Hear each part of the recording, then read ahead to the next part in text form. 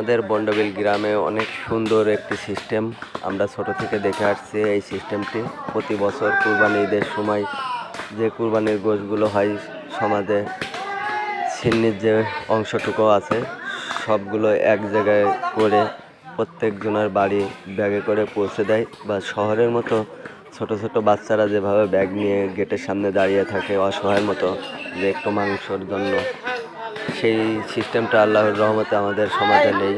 আমাদের সমাজ ব্যবস্থাপনায় যারা আছে তাদের এই সুন্দর আয়োজনের মধ্য দিয়েই নতুন প্রজন্ম শিখছে বা অনেক সুন্দর সিস্টেম আমাদের এখানে।